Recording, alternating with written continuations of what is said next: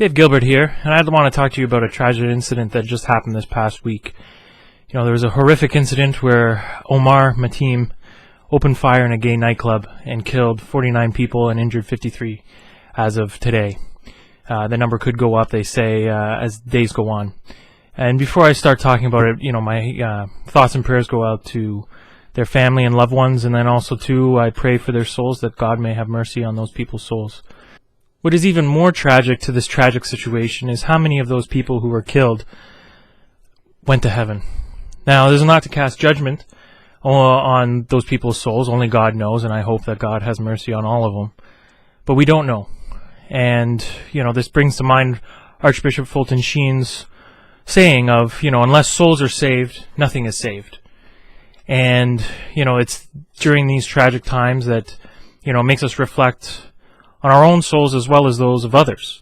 And we need to look at ourselves individually but also collectively as a church. Are we looking after our own salvation? Are we in a state of grace? And then also too, are our actions and our encounters with others, are they bringing us and those who we encounter closer to God?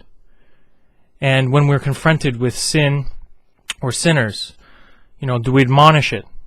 Or do we just ignore it, rationalize it away, or affirm people in it? There's many good people out there, well-intentioned, but they're misguided when it comes to mercy. We need to understand what mercy is, but in order to understand and appreciate it, we need to understand what are we seeking mercy from, which is our sin. And then we need to be repentant. During this year of mercy, the hardest acts of mercy are the spiritual works of mercy.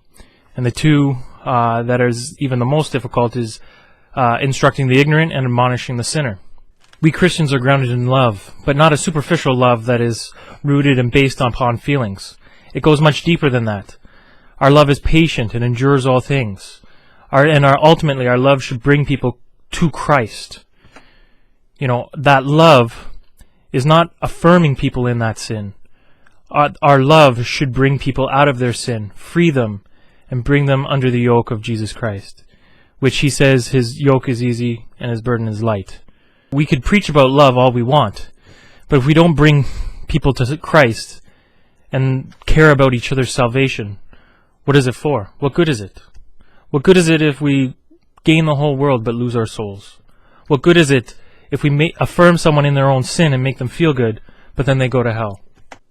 In light of this Jubilee year of mercy and in light of this horrific incident that just happened and took place, it serves as a sobering reminder that we need to think about our souls and the souls of others. We as a church, have we become too lax and more focused on people's feelings rather than people's salvation? First we need to look after our own salvation, and then we have to take care of others as well. In Matthew 7:5, right, the Lord says, take out the log out of your own eye before you could see clearly to take the speck out of your brother's eye. And that's what we need to do. We need to look after ourselves and our own salvation, and then help our brothers and sisters in achieving their own salvation as well. I would like to pray that God will give you the grace and courage to practice the spiritual works of mercy, but also to work out our own salvation and removing the log within our own eyes. And I also would like to pray for those families that are grieving right now due to the horrific incident that happened, that may God comfort them. And I pray for the souls that were lost, that God may have mercy on them. Amen. And remember, unless souls are saved, nothing is saved. So please pray for me. I'll be praying for you. And please pray for those family and victims. And remember, prepare yourself spiritually, be bold, trust in the Lord, and take action. God bless you all.